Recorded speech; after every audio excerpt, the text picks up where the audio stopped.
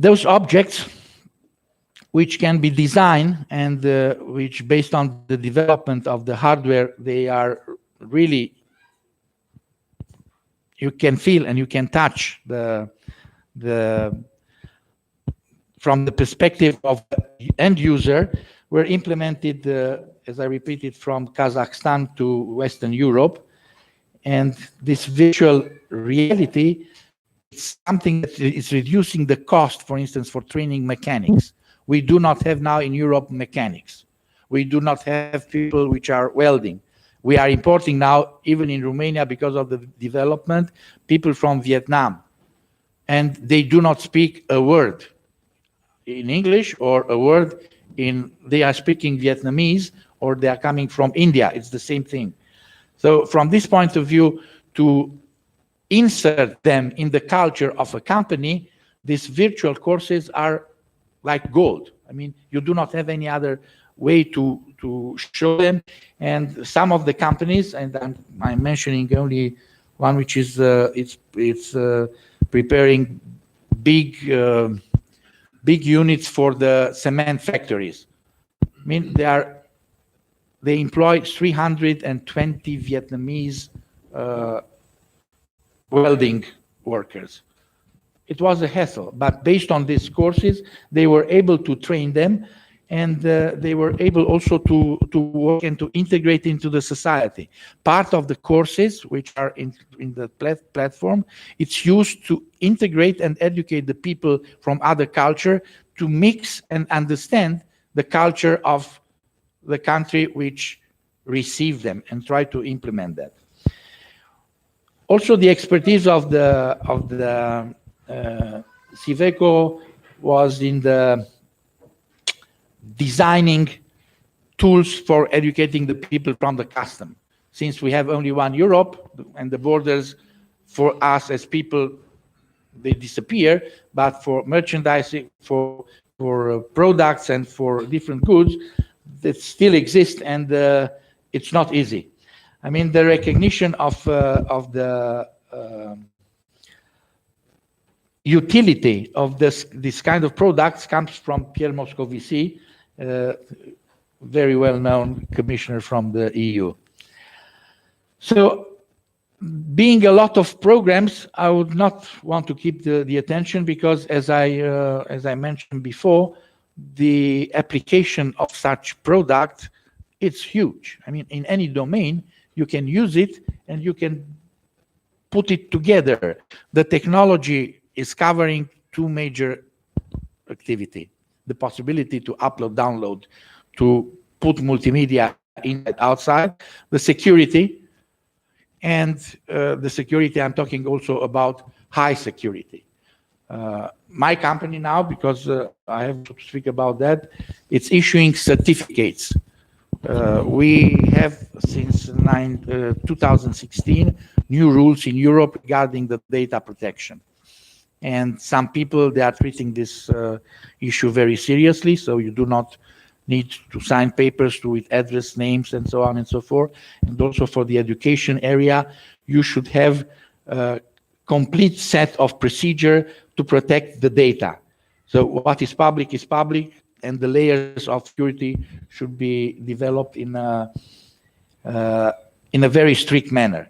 For instance, to my company, we are issuing at 6 months 8,000 certificates for access, because we had before the entering into force of this legal environment, we have an audit from a specialized company. And just to describe you generally, the system was like that. We were providing 3,400 computers spread all over Romania, which is a country of 20 million people, to the vets. And they were entering the data of the animals on their computers, which belongs to my company. The software belongs to my company, but the activity of the animal identification was delivered by the government to them. And based on that spreading, it was the largest network in Romania, and because the internet was not so developed, we are talking now about 5G, but during those times we were talking about the CDMA technology. And the signal was not covering the whole country. It was very difficult, so we built local databases on those computers. So for them to act either if they have or if they don't have connection with the internet, to send data on a daily basis. So in that circumstances, the auditor said it is not possible anymore to work with distributed databases because everyone can enter into a computer, because the protection was not very high. I mean, were only username and password. So based on that assumption, we built the system with digital certificates, and each 6 months we issue digital certificates for any user. And this is what we do also with Iveco for the domain which has sensitive characters with security, like the army is, for instance. So there are a lot of beneficiary and clients of the company, and what is their main they are very proud of the cooperation with the European Union, with different direction and directors, and this is the good standing certificate. And not only a good standing certificate, this certificate has been issued since we were not able to have private companies before 1990 in Romania. So immediately we jump in the free market, and the companies which resist, as Iveco and my company is, means a lot of work and a lot of effort. So this is roughly, not to be so long, with education. We have to understand that we have a very important and very creative tool to support all learning process over the internet. Now I will try to switch to my presentation, and I will start with what is new with this. We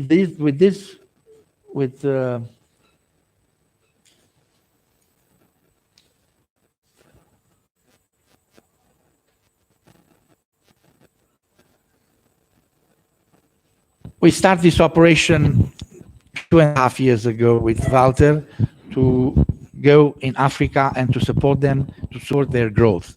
We were touching Nigeria, which is now a country with 170 million people, and which will have in 2040 500 million people. And they have a huge problem covering the food. The food requirement is very high, and we were there trying to find the solution of their problems. We identified their problems, and the main problems was that nobody knows from the government what do they have, what strategy do they need, and what is the path that they have to take. Actually, they did not know anything about, they knew their problem. And their problem were huge. First of all, they have still tribes which are going from Nigeria to Senegal. So they are migrating together with their animals. When they do not have money, they are cutting one sheep or one cow, and they are buying mobile phone minutes to communicate. They do not know how to read and write, most of them. I'm talking about animal breeders. And they are targeted also by the people which believe that their crops are in danger, and they are, when the animal pass to their properties. So with a huge problem, alimentary problem, food problem, they do not know how to approach and to this subject, how to breed animal, how to do that in an efficient way, how to track diseases, and how to open the activity. So We explain our experience and our expertise for that domain, which was shared also with other countries from Asia, also from Asia, also from Europe, which were attending to have the animal traceability project implemented as a requirement either to trade with European Union or to join the European Union. So we explain our project, which was in fact very simple. We got a tender and we have to implement the project in 1.5 years. It was like a boom. It was somebody forgot from our country that you cannot join the EU if you do not have a traceability system and an animal identification system operational. So we joined the forces with the second largest producer of ear tags in the world. It's called Casely from Germany. And what we tried to find, it was a solution to implement very quickly the identification of all animals from Romania. And just to have figures, we had to identify something like 15 million animals in 1.5 years. Now we have more than 140 million animals in our database.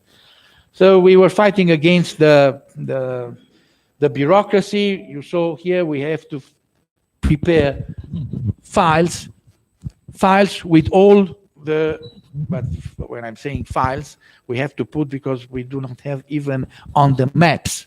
I know that here there are some people which deals with maps. We do not have a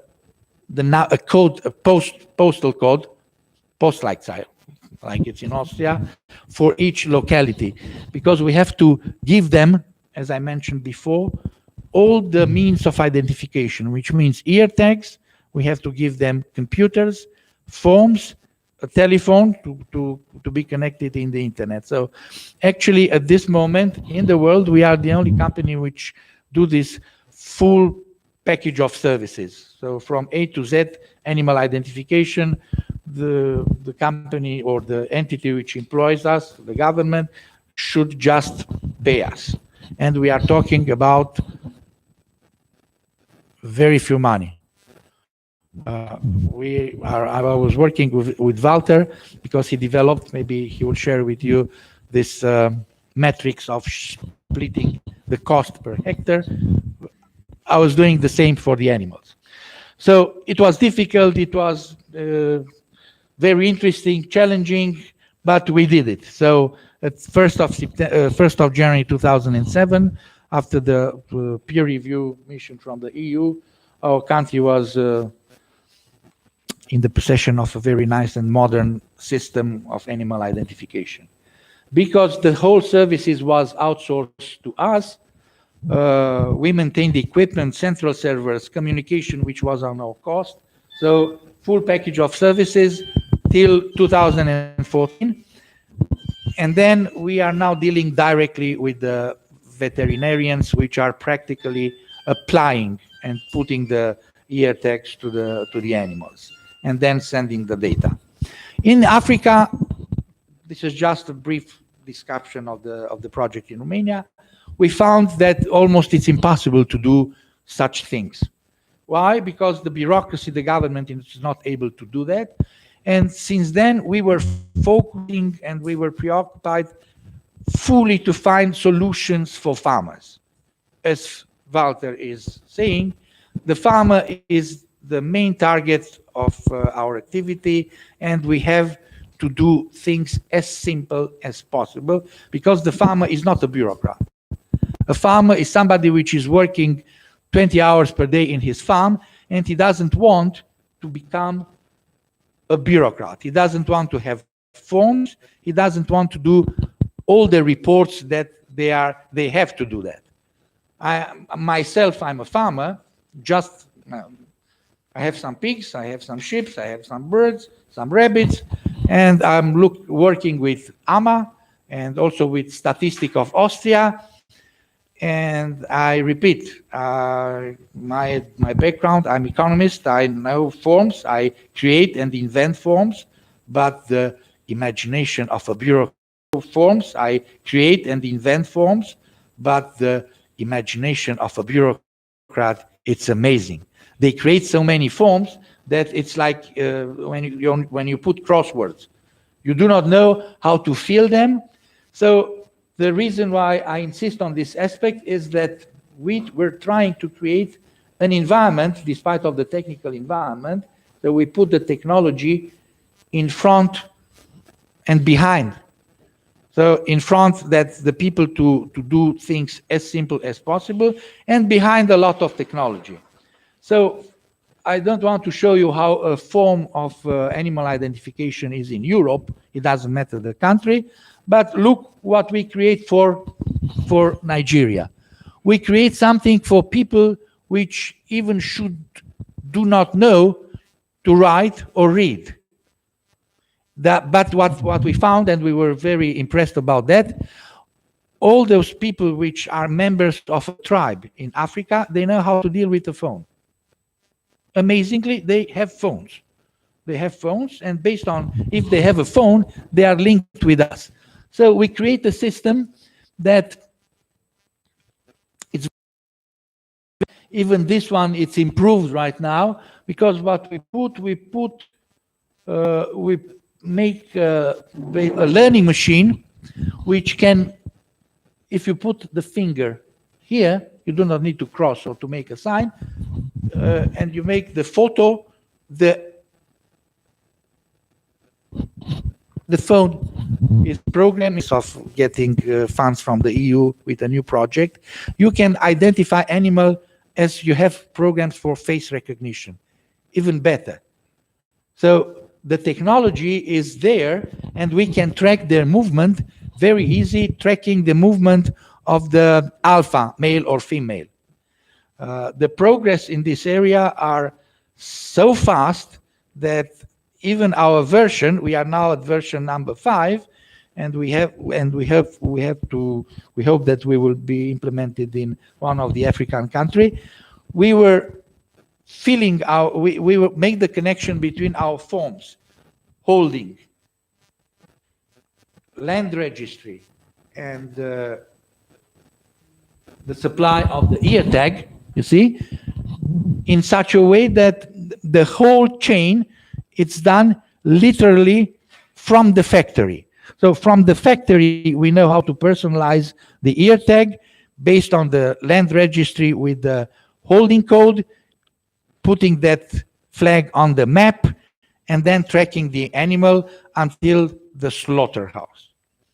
So this was our main concern, how to do things very easy and affordable from the point of view of the payer, and very easy to use from the end user, which is the farmer.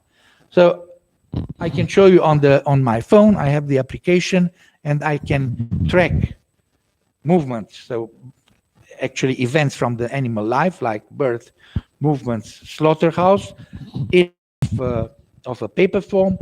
I was, for instance, in Ukraine. In Ukraine, they have a huge data entry point where a lot of people, I mean, hundreds of people, they are feeding data into the system. But of course, if this is not a traceability system.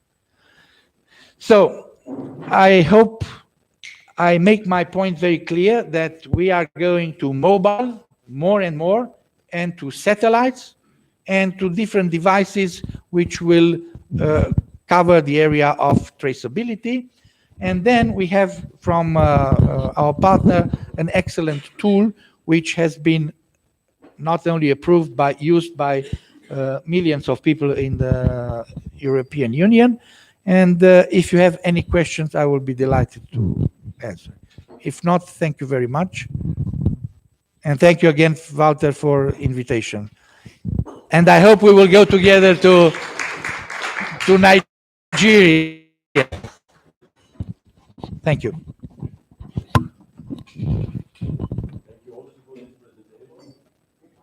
Any questions?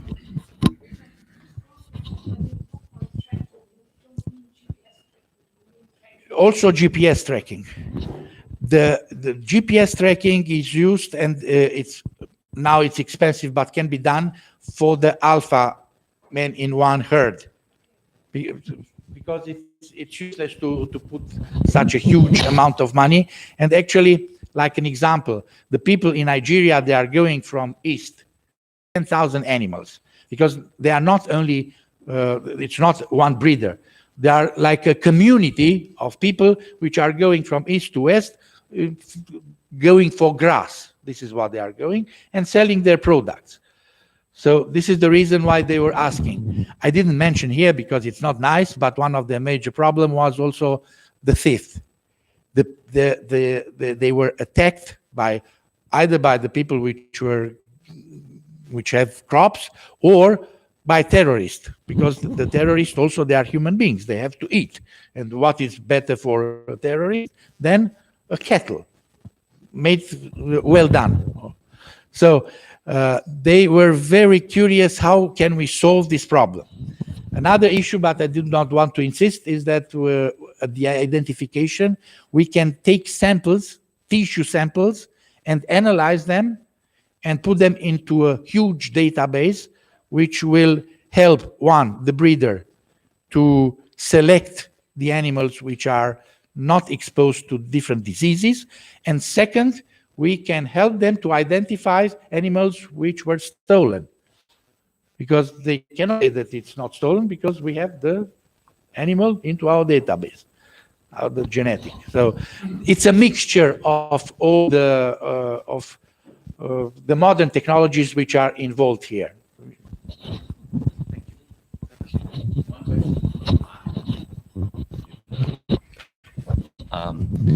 This will be an interesting application for information money. We could implement an algorithm that whoever wants to eat or steal or take away one cattle from the herd, he has an application on his mobile phone, and when the phone registers this is the individual, immediately the owner will be paid. This is the individual, immediately the owner will be paid. So he mustn't steal it anymore. Yeah? We have an institution that creates the money for everyone who wants to eat one piece of cattle. So it will not be stolen anymore. It is a different level of communication. There will be no violence, because everyone who knows I might lose some sheep, pigs, whatever, yeah, I will be immediately paid for it. Violence will be taken away. And the kind of service that the thief provides for community can be divided, yeah, and can be separately dealt with. It's always a problem of resources, yeah, you know, and then how the resources are spread and how they are used. I mean, for this can be created also in countries which has lack of, let's say, coin. Let's call it like that. On the other aspect, we have we start the cooperation with one of the biggest blockchain company from United States. And it's very easy to create a blockchain for that. We were willing, and we can offer that in countries which start from the beginning, to put all the information in a blockchain.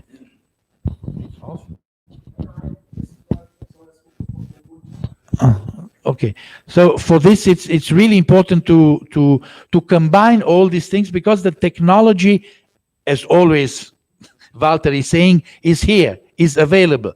The problem is not to act separately on slices.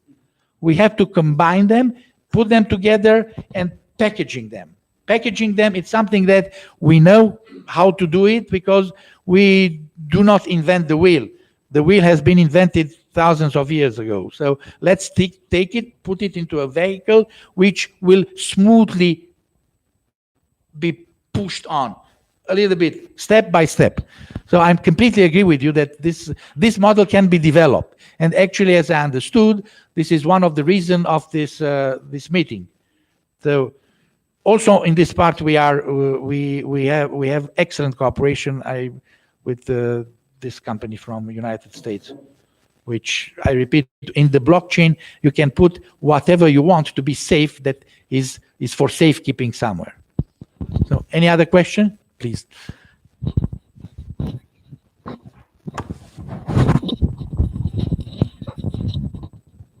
Thank you. That was a beautiful presentation. I think I just wanted to stand on the existing protocol and the topic that, I mean, you are discussing right now on this integrated approach about this tracking system.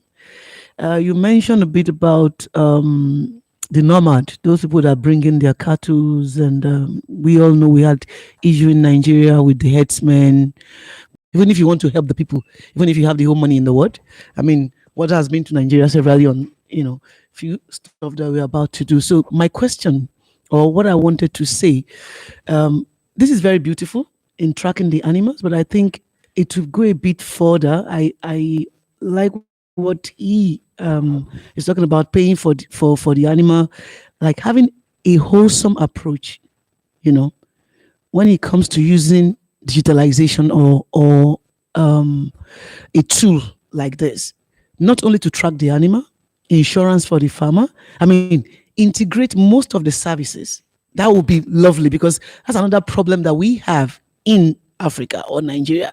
Everybody do a bit of almost everything. Meanwhile, it's a lot expensive. Why not have an integrated approach to one singular problem with the same target group?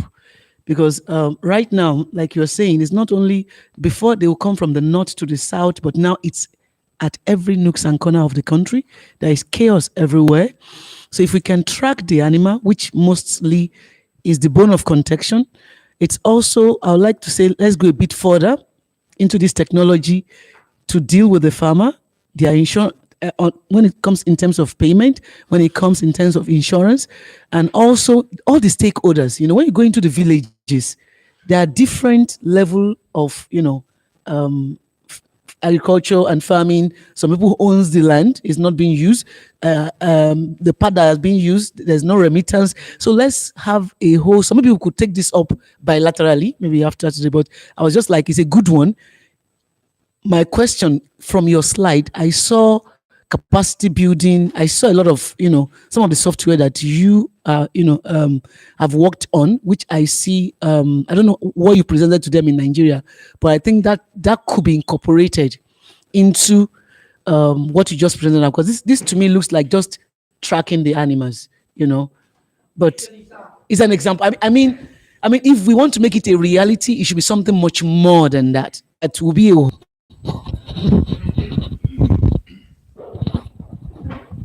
A short answer from my side to this very important question.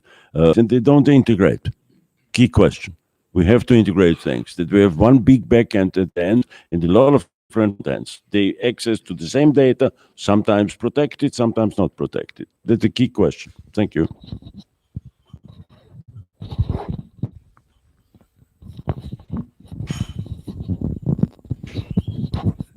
I would like to answer to these problems because we were traveling so much together and we have a lot of nice time together to spend to think how can we do that.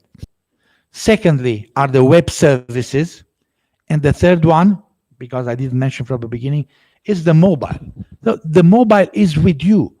We believe that there is no project which will be successful and will be adopted by population if it's complicated.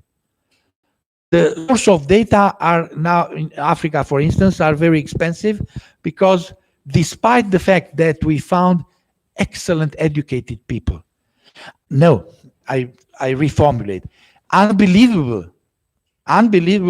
exceptionally educated people. I found in Rwanda, in Kigali, at a conference which has been attended by the president, but not to the open ceremony. He was participating in the workshop. I found a city manager, and their preoccupation for a clean environment was shocking us. I was there in Kigali, and the first affiche, big one, was no plastic bags. I would say, what? 2 years ago in Kigali, I repeat, it was they were slaughtered themselves 20 years ago. So educated people, very smart, and they are in key positions. So we can have a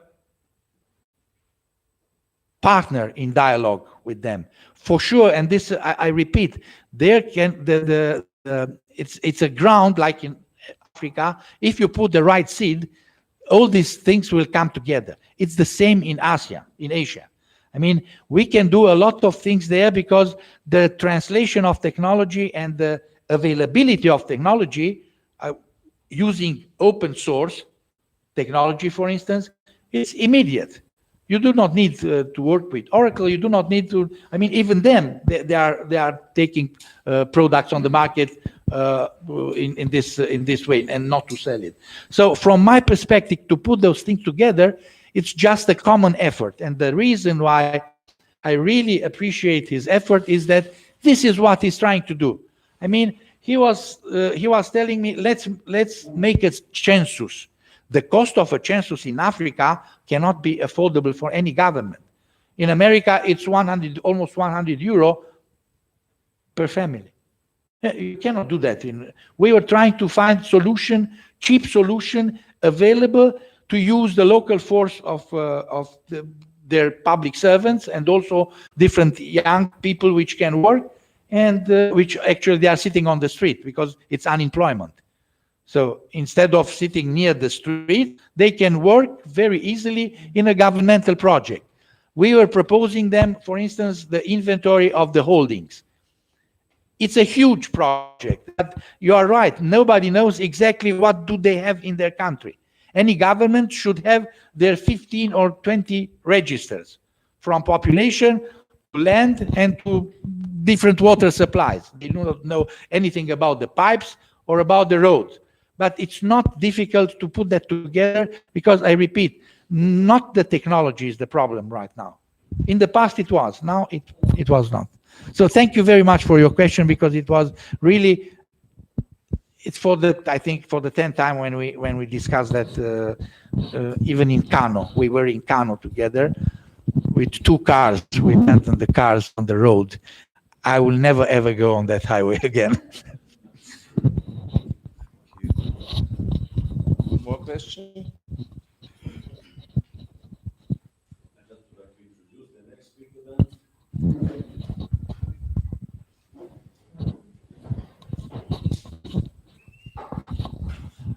A few words to Nicolette Schwarz, please.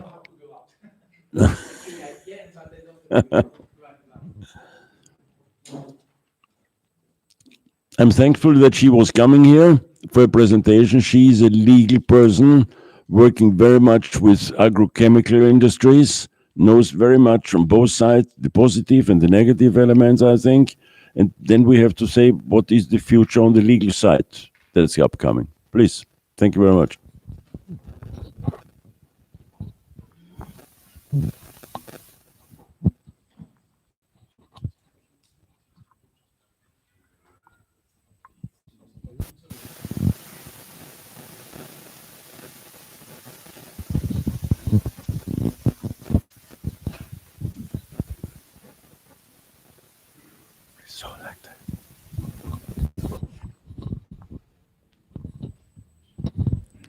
Hello, everyone.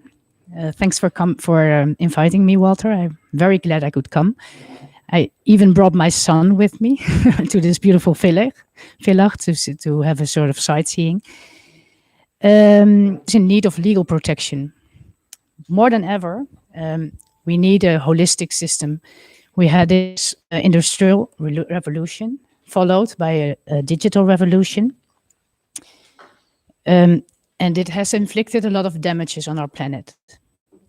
I don't have to tell all of you how many wicked problems we face today. That's why we're here. They're all interconnected. That's why we call them wicked.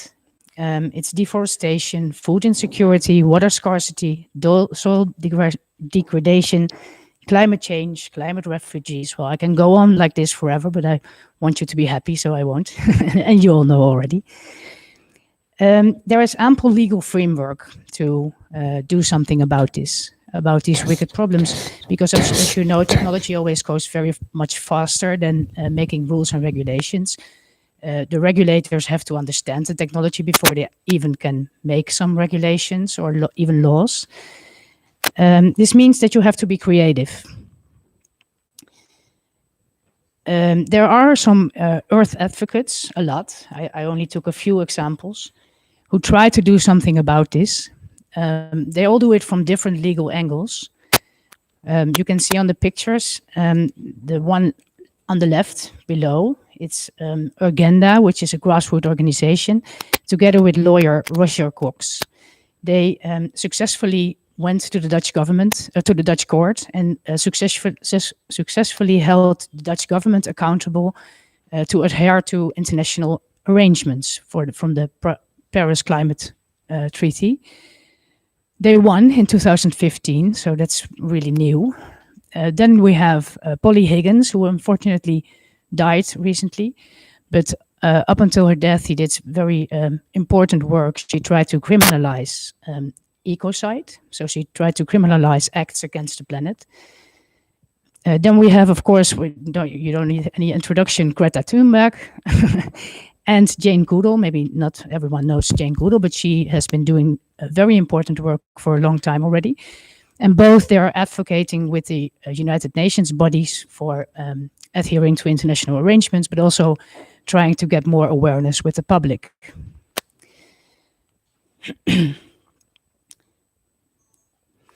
The real problem, of course, is that in my view, is that the planet doesn't have any legal personality, nor do their elements like rivers or mountains. So if you inflict damages to the planet, only if you have a legal person, like a company or a person themselves, if they can prove that they had damages in their own property or in their own health, they can ask for damages. But the planet itself doesn't have any legal personality, doesn't have the chance to go to court, and isn't a legal entity.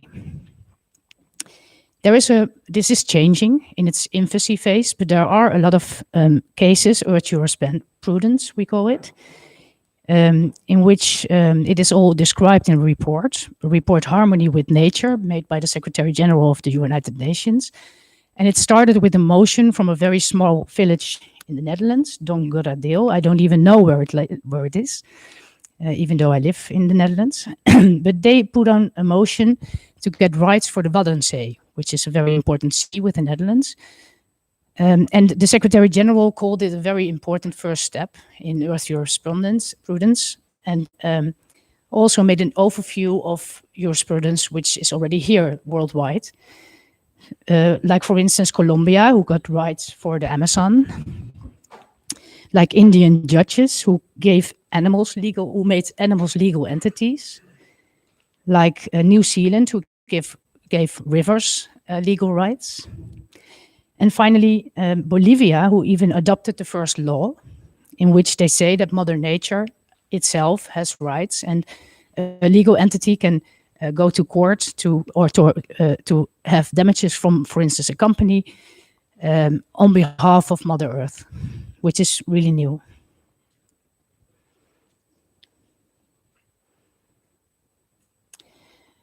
Because this is still in the infancy phase, and you can imagine it will take a long time before we have this worldwide, globally, this Earth jurisprudence and these rights for the planet and its elements. We have to be creative. So, because we can see and sense that there are a lot of grassroots movements, but also many public-private partnerships, many people in societies who are trying to do something about this. And they won't wait. They won't wait for the regulators. So we made an approach based on the historical way of working, where the meso sector got money from the government and adheres to important protection of the planet, like NGOs get money to protect the planet and its interests. And we had the research and development, the commercial research and development done by companies with also public money, but then mostly aimed at commercial commodities. And this model tries to integrate the both, whereas we integrate we try to have interdependency and rehabilitation of nature via a holistic public-private partnership model for bottom-up market creation in emerging markets. The reason why this has a great chance of success, in my view, is that there is a growing international consciousness of climate change and eco damages via the UN Treaty of Paris, as I already talked about. And this leads to a heightened sense of interdependence.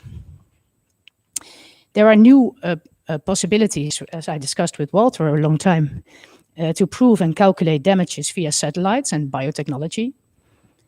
And there are public-private parties who are willing to work together and who can work together to reverse negative effects on climate while creating new markets for the daily necessities of the growing population.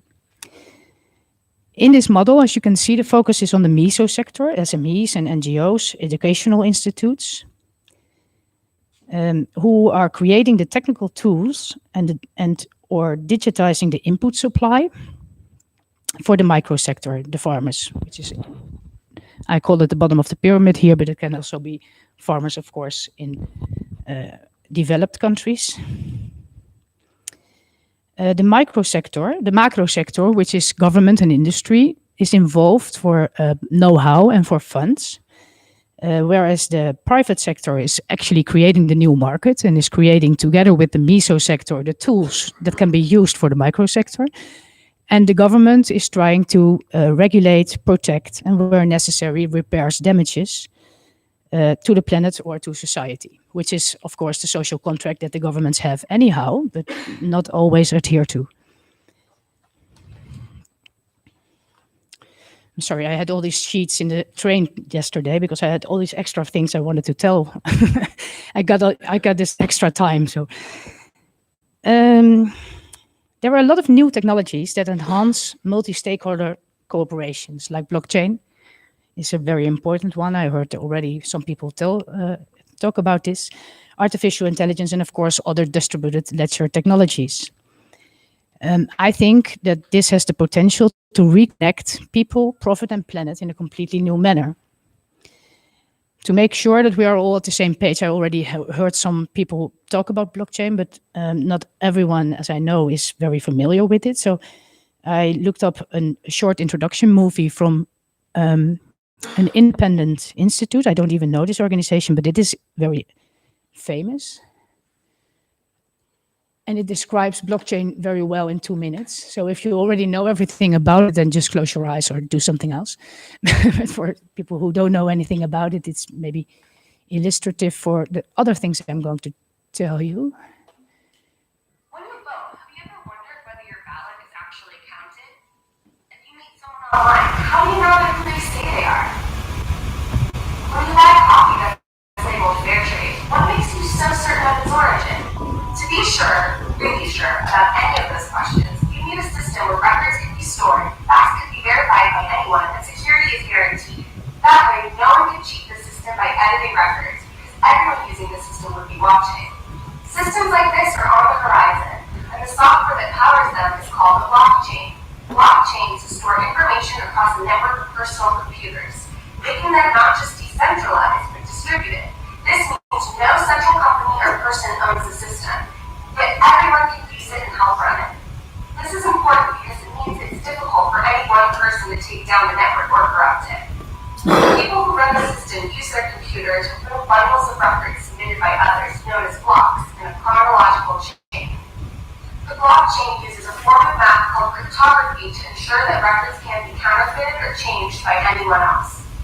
Probably heard of the blockchain's first killer app, a form of digital cash called Bitcoin that you can send to anyone, even a complete stranger. Bitcoin is different from credit cards, PayPal, or other ways to send money because there isn't a bank or financial middleman involved.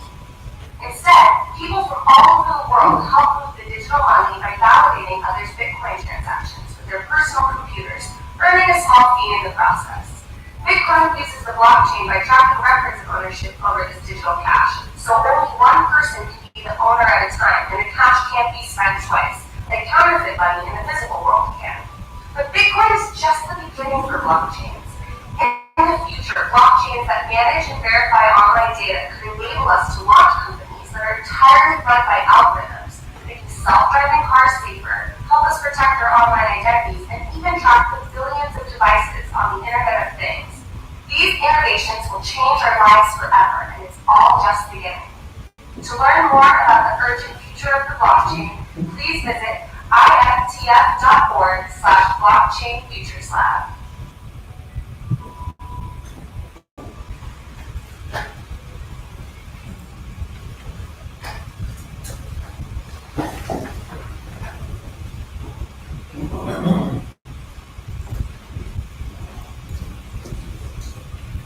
Yes.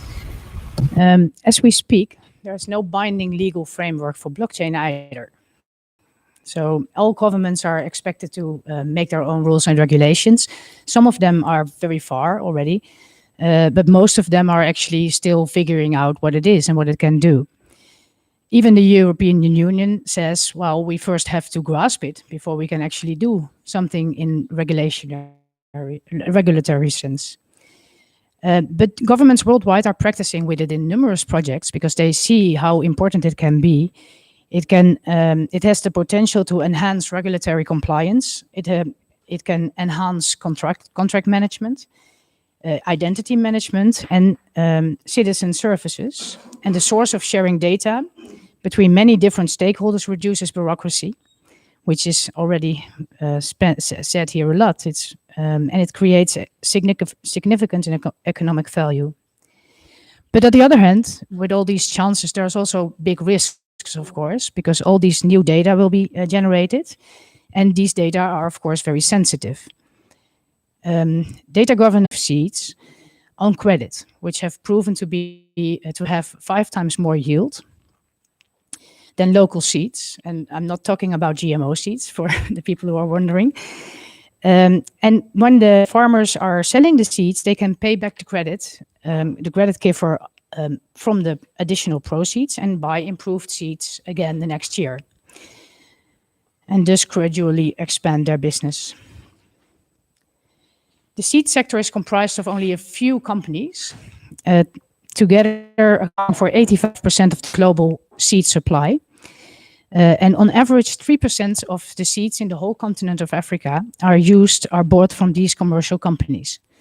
97% is using local seeds, and of course, this is a very big market potential. But also, where there's chance, there is also a very big risk.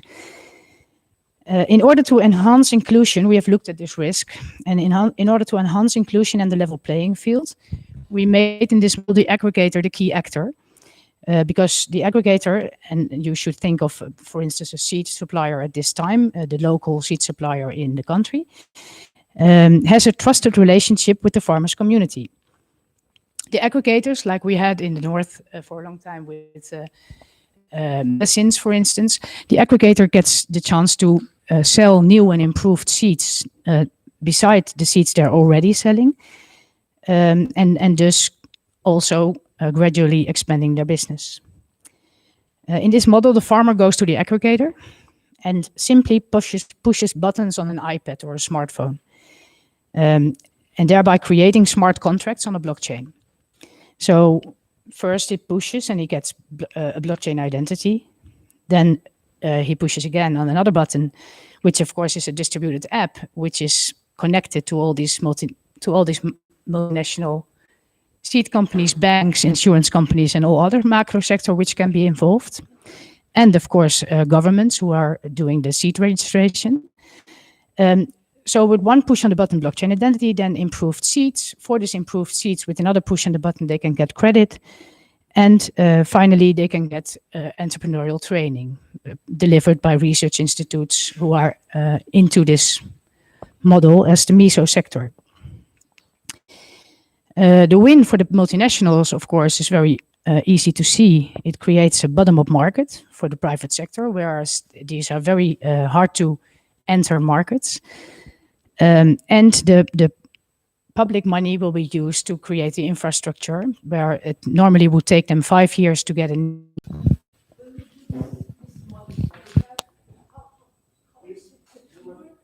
Oh, need this one?